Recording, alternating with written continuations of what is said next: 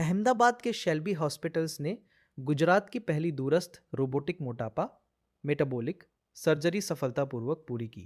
करीब 1000 किलोमीटर दूर गुरुग्राम से डॉक्टर पराग पटेल ने रोबोटिक प्रणाली के माध्यम से सर्जरी की, जबकि अहमदाबाद में डॉक्टर सौरभ दामानी और उनकी टीम मरीजों के साथ मौजूद रही। राजकोट और वडोदरा की गंभीर मोटापे से पीड़ित 2 महिला मरीजों की सफल सर्जरी की गई।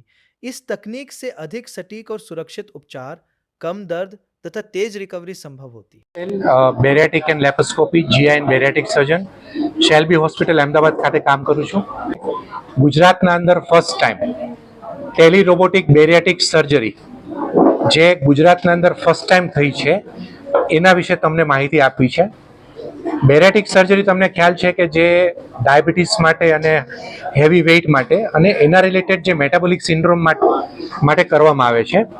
બેરિયાટિક અને મેટાબોલિક સર્જરી છે એ ટ્રેડિશનલી લેપ્રોસ્કોપીથી થતી હતી, હવે આપણે એના અંદર એડવાન્સમેન્ટ સાથે રોબોટિક સર્જરીથી કરીએ છીએ।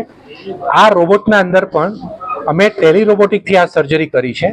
તો આ સર્જરીમાં ખાસિયત એ હતી કે હું 950 કિલોમીટર્સ અવે ફ્રોમ અમદાવાદ ઓફિસમાં બેઠો હતો, ત્યાંથી કોન્સોલ ઉપરથી મારું પેશન્ટ અમદાવાદ શેલ્બી હોસ્પિટલના ઓપરેશન થિયેટરમાં હતું અને ત્યાં અમે સર્જરી પરફોર્મ કરી। અમે 3 પેશન્ટની સર્જરી પરફોર્મ કરી। ત્રણેય પેશન્ટ અત્યારે સ્વસ્થ છે। ત્રણેય પેશન્ટના BMI 51, 43 અને 45 છે। પેશન્ટ્સને ડાયાબિટીસ, હાઇપરટેન્શન, સ્લીપ એપનિયા અને ઓબેસિટી રિલેટેડ બધા કોમ્પ્લિકેશન્સ છે। પેશન્ટ્સની ગઈકાલે સર્જરી કરી છે અને આજે પેશન્ટ્સ ડિસ્ચાર્જ પણ થઈ ગયા છે અને આપણી સાથે વાત કરવા માટે પણ ઉપલબ્ધ છે। કિરણબેન છે, અમે રાજકોટથી આવી છીએ। મેં બેરિયાટ્રિક સર્જરી સરનો વિડીયો જોયો હતો ઇન્સ્ટામાં, એમાંથી મેં કોન્ટેક્ટ કર્યો સર સાથે અને મારાથી ચલાતું નહીં, શ્વાસ ચડી જતો। અત્યારે મને બહુ સારું છે, પરાગ સરનું કામ બહુ સારું છે એમ। પહેલા બીક લાગતી પણ અત્યારે એવું થાય કે ના કર્યા જેવું છે એમ। પહેલા તો આપને એમ થાય કે શું થશે એવું, અત્યારે કઈ સાથ